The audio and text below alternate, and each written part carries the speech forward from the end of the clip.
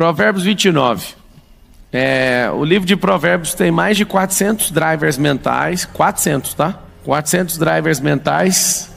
Foi o livro que eu mais li da Bíblia. Tem 66 livros, foi o que eu mais li na vida. Eu já, em várias oportunidades, assim, eu começo a ler o livro de Provérbios, eu me empolgo até hoje.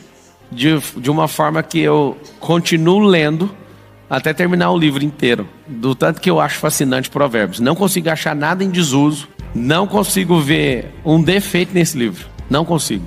E Provérbios 29, ele diz respeito a um movimento, né, que a gente está inserido. E que todo cristão do mundo deveria entender, fazer parte, contribuir e liderar. Caso entenda, né, que o Senhor nos deu essa terra. Tem uma mensagem muito forte em Salmo 115, versículo 16, que fala que a terra, os céus são os céus do Senhor e a terra ele deu para os filhos. Só que tem gente que não sabe o que é filho e nem sabe o que é terra e nem sabe o que é dele. Não saber sobre a filiação, não saber que você é filho, não saber, desconhecer o ambiente onde Deus te colocou. E o que você precisa fazer são 3 coisas que faz as pessoas morrerem, que faz a volta de Cristo parecer que está atrasada. A culpa é só minha e sua. Eu estou diminuindo a minha culpa, você também tem que diminuir a sua até a gente zerar essa culpa. A palavra fala que as pedras vão clamar se os filhos não fizerem.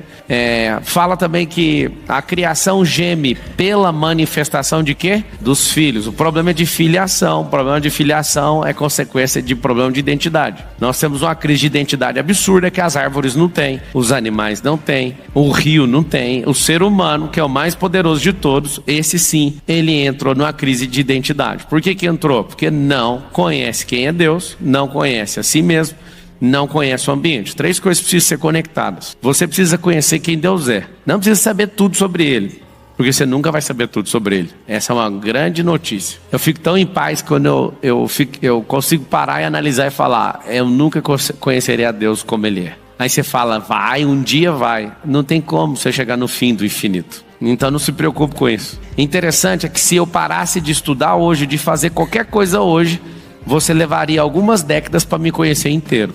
Eu acredito ter uma pessoa que chama Carol, que ainda não me conhece.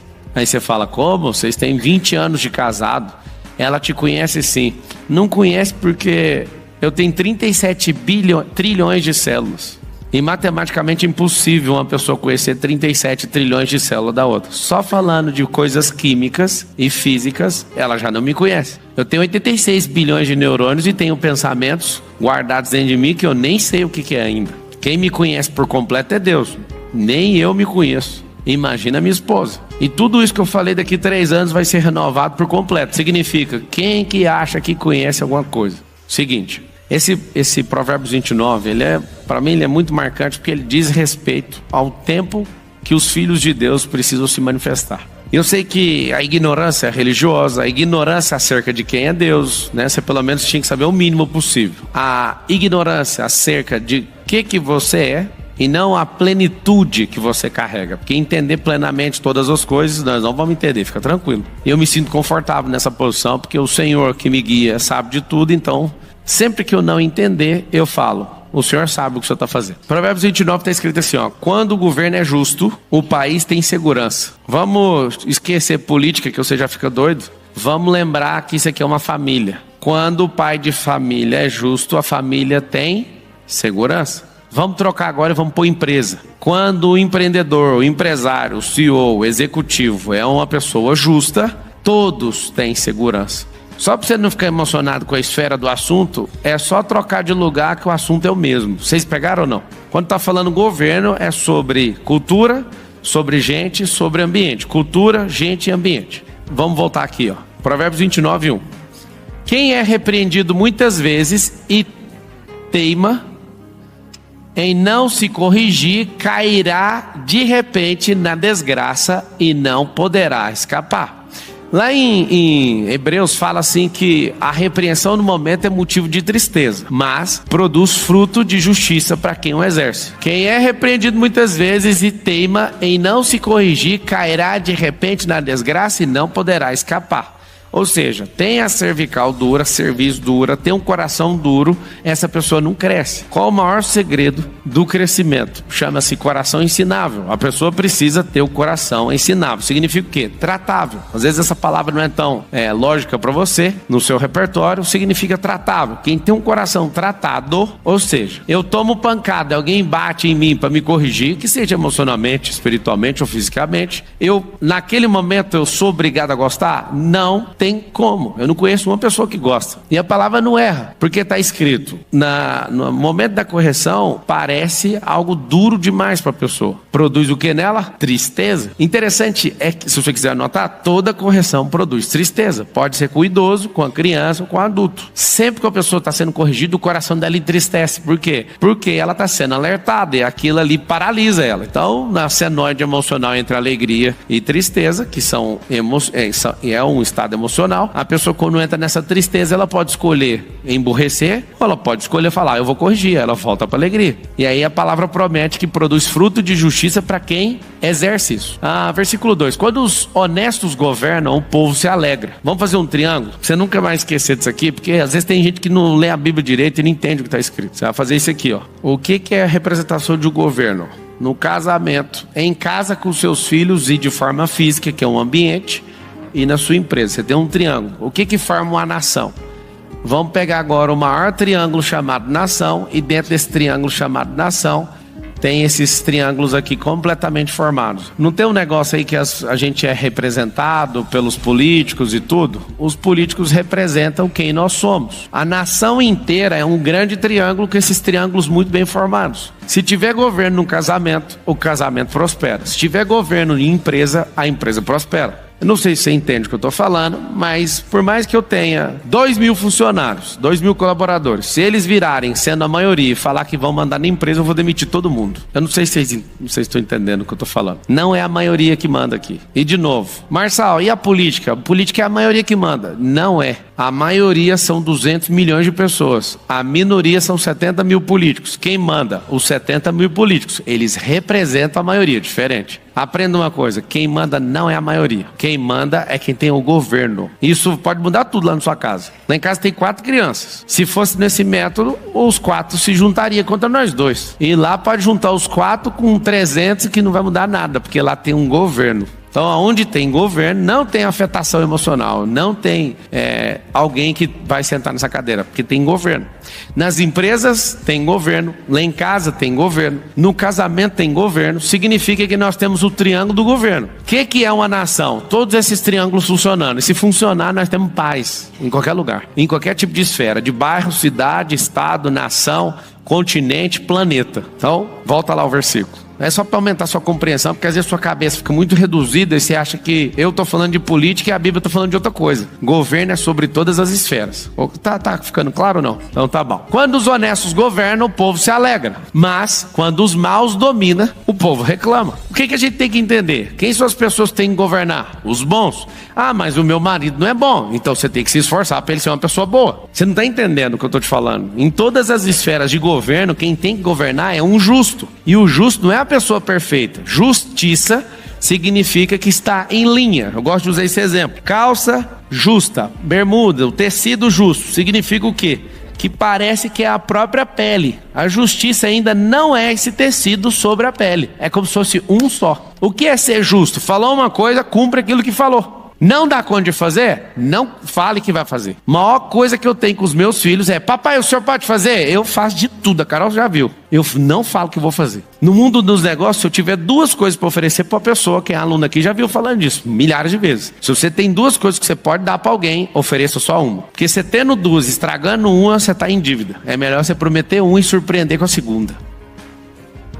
Estou lá no Brás, as 2 madrugadas passadas, virei à noite lá. E aí o líder lá da feirinha, que eu peguei como causa minha, ele vira e fala: tá aqui um documento para você assinar. Eu olho no documento, o documento fala de competência de governador, de deputado estadual, de vereador, de um monte de coisa. Eu falei: ao vivo. Alguém viu esse negócio ou não? Tava ao vivo, eu olhei e falei: eu não vou assinar. E ao vivo e todo mundo ouvindo. Aí o povo ficou tudo assustado. Eu falei: não tem como. Eu preciso atribuir competência, eu preciso saber o que eu posso fazer, mas conta comigo que eu vou trazer mais coisa. Eu abri o prazo para hoje, até o final do dia, mandar isso para ele. Mas eu não consigo assinar, eu não consigo fazer isso. O justo nunca vai prometer o que não dá conta. Justiça não tem a ver com santidade. Eu quero que vocês entendam, tá? Santidade é a representação de quem Deus é. O que é ser santo? Escolhido. O que é se manter santificado? É se separar todos os dias. Quando você tiver esse nível de clareza da palavra, tudo vai mudar na sua vida, tá? Tem gente que acha que o justo é aquele que não erra. Não é isso. O justo é aquele que erra sempre em coisa nova e o coração dele sempre está pronto para entrar em arrependimento e sair fora disso. A gente cobra um caráter ilibado de todo mundo, mas não tem um que tenha esse caráter. Não existe isso. Mas o justo, o que ele faz? Ele, de forma intencional, ele nunca promete tudo que ele dá conta de fazer. Por isso ele é conhecido como justo. O justo, ele não se envolve em problema dos outros, porque senão vai virar problema dele. Um dia eu contei pra uma pessoa que eu amava problema e a pessoa chegou com a lista dos problemas. Já que você gosta, resolve pra mim. Eu falei, eu amo os meus, isso aí é seu, você tem que amar o seu. Eu não vou fazer por você. Quando os honestos, então, governam, em outras versões está escrito justo, o povo se alegra. Mas quando os maus dominam, o povo reclama. Conhece um povo que é murmurento? Tem gente desonesta governando. E aí está o detalhe. Qual o problema dos honestos? Os honestos não suportam, muitas vezes, críticas. Os honestos não suportam as ladainhas. E eles têm um perfil. Os honestos e os justos, eles têm um perfil de fazer as coisas sozinhos. Por quê? Porque ele está rodeado de gente que é contra o perfil dele. Ele se esforça e ninguém entende o que ele está fazendo. O que ele faz então?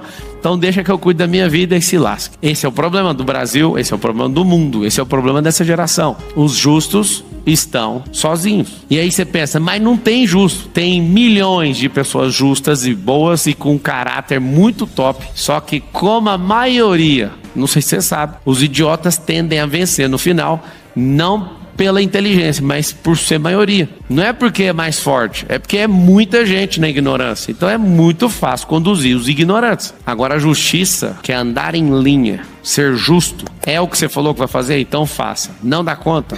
Não fale que vai fazer e acabou. O que eu mais amo é falar não pros meus filhos, é falar não pra qualquer pessoa. A pessoa vem e me põe uma pressãozinha e eu falo, pra cima de Boá, pra cima de mim. É não. Porque o justo, você conhece ele pelas palavras que saem da boca dele. É mais não do que sim. Só que não é não para desafios, é não para o que você tá propondo. Toda hora chega alguém e fala pra mim, eu tenho um desafio pra você. Eu falo, esse desafio não é pra mim, isso é coisa sua. Eu não tô nisso. O justo, ele anda debaixo de uma palavra. O que não é justo tá atrás do elogio. Se você tiver uma palavra, você fala, eu aguento qualquer pancada, porque quem me justifica é o maioral, é o justo de verdade. Quando o governo é justo, o país tem o quê? Segurança. Mas, quando o governo cobra impostos demais, a nação acaba na desgraça. Como que eu sei se a pessoa é boa na gestão? Ela sempre está cortando uma despesa e sempre está aumentando o investimento. Como eu sei quando um político é completamente fraco para tocar qualquer esfera, seja municipal, estadual ou federal? Ele está aumentando os gastos e está aumentando os impostos. Na época do Brasil Império, existiu uma loucura aqui no Brasil, porque os impostos do Brasil Império eram 20%. E as pessoas criaram um termo chamado Quinto dos Infernos. Quinto dos Infernos é uma crítica que o Brasil faz a uma coisa antiga que aconteceu no Egito, que era o Código do José. O nome do José, que você conhece como José do Egito, não é José do Egito. Vocês sabem como é que ele era chamado lá no Egito, na época dele? José o Justo. Eu arrepiei aqui, ó. Tô arrepiado só de lembrar disso. O nome do José não era José do Egito. É a gente que tem 3 Josés na Bíblia. José de Arimateia, já fala que ele é de Arimateia. Tem o José, pai de Jesus, e tem o José, que é de Jacó. Essa é a forma que ele era conhecido. É José de Israel, era a forma que ele era conhecido no povo dele. A forma que ele era conhecido no Egito era José, o Justo. Eu fico chocado, eu não consigo esconder. Para mim o José é o cara mais impressionante da Bíblia, tirando Jesus. Porque é alguém que claramente foi lá, sofreu tudo e se manteve justo. E qual que era o nome desse homem? Conhecido, como se fosse o sobrenome dele, José o Justo. E aqui está falando o seguinte, quando o governo é justo, que seja na família, que seja em alguma comunidade, que seja no casamento, que seja na empresa, que seja politicamente numa sociedade. O governo, quando é justo, ele traz o quê? Segurança. Quando o governante é injusto, é imoral, é pervertido, o que ele traz? Eu estou falando de todas as esferas. Está ficando claro para vocês, sim ou não? Então, a segurança de um povo, que seja família, empresa, comunidade, cidade, estado, país, depende da justiça do governante. Qual que é o cara bom para todo mundo modelar para entender sobre justiça? José, o justo. Se vocês fizerem uma pesquisa sobre o José, vocês vão ficar impressionados. Esse era o nome dele. A gente está falando de um cara chamado Salomão, que se você for no mundo árabe, ninguém conhece como Salomão. O nome dele é Gedidias em árabe. E quando você começa a ver as coisas por trás do que a gente lê e por trás da influência que a gente aprendeu a Bíblia, inclusive vários de vocês não conhecem a Bíblia, mas conhecem canção gospel que canta pedaço da Bíblia. Por exemplo, você ouviu uma canção um dia que os sonhos de Deus jamais vão morrer, que Deus não sonha, Deus já fez. Ele não está sonhando algo ao seu respeito, ele já determinou. E se você não cumprir, alguém vai entrar na sua frente e vai fazer, porque a palavra dele não volta, a sua volta, a dele não. Então, quando o governo é justo, o país tem segurança, mas quando o governo cobra impostos demais, a nação acaba na desgraça. Desgraça é desprovido de graça. O significado mais pesado por trás disso é pobre, cego e nu. Quem bajula os seus amigos está armando uma armadilha para si mesmo. Eu não gosto de bajulador, porque ou ele quer tomar meu lugar, ou então é alguém que está cheio de ferida emocional e não sabe como pedir ajuda. Os 3 casos você pode detectar rapidinho, não tem chance. É um desses 3. Os maus são apanhados na armadilha dos seus próprios pecados. Então você que não quer ser conhecido como o justo, tudo que você fizer e você achando que está levando vantagem, é a própria arapuca que você está formando. Amã foi lá e pensou, eu vou fazer uma forca, né, para colocar Mordecai, para pôr esses judeus, eu vou matar todo mundo. Ele cria a forca e aí ele é descoberto, porque a rainha poderosamente foi lá e se curvou, uma rainha justa, se curva, e aí o jogo vira, o rei manda enforcar o cara que criou a forca. Lembra que todo intento maligno que for produzido no seu coração é só a antecipação da forma que você vai terminar. Não saindo disso, todas as vezes que você estiver arquitetando alguma coisa contra outra pessoa, você lembra, é assim que eu vou terminar. Eu assim, qualquer pessoa que me odeia, eu não entro nesse jogo. Qualquer pessoa que fica armando pra cima de mim, eu não tô nem aí, porque eu sei quem é o Senhor. O Senhor não vai mudar o comportamento dele. Se eu também for na mesma linha dele, ele não vai arregar comigo. Ou seja, continue justificado naquilo que ele falou. Os maus são apanhados na armadilha dos seus próprios pecados, mas os honestos andam livres e felizes. Isso é tão bom. Lá em Provérbios, acho que é o 10, 25, fala que quem anda em sinceridade anda seguro, mas quem perverte os seus caminhos será conhecido. Toda vez que vem algum intento na minha cabeça, eu lembro desse provérbio, que é um dos drivers mentais que tem em Provérbios. Se você anda em sinceridade, significa, não quer dizer que você tem que ficar falando tudo que está no seu coração, porque pensamento você tem 25 mil, tem gente aqui que tem 70 mil, dependendo do grau de ansiedade. Se você estiver envolto de procrastinação, ansiedade, meu Deus, foi uma pessoa medrosa, você não sabe o tanto de pensamento que você tem. Pessoa que está 100% alinhada no propósito, conectada no agora, é produtiva, é desfrutante, é transbordante, essa pessoa não consegue ter 3 mil pensamentos por dia. O que acontece? Quando você consegue entender esse lance de andar em segurança, você vai colocar sua mente focada no agora. Alguém me perguntou numa entrevista, cara, como que você tem esse tanto de energia? Eu respondi pra ele do jeito que eu vou falar pra qualquer um que eu tô vendo aqui na minha frente, tá? Eu tenho o mesmo tanto de energia que você. É você que não sabe usar a sua. Todo mundo tem o mesmo tanto de energia, só que nem todo mundo ressignificou o passado igual eu ressignifiquei. Todo mundo tem o mesmo tanto de energia, mas nem todo mundo programou o futuro do jeito que eu programei. Todo mundo tem o mesmo tanto de energia, mas poucos ativaram a identidade plena diante de Deus. Eu ativei. Pouquíssimos sabem do seu propósito, por isso vivem preocupados com propostas. Eu já percebi que para a gente prosperar e ter paz, nós precisamos regular a temporalidade cerebral.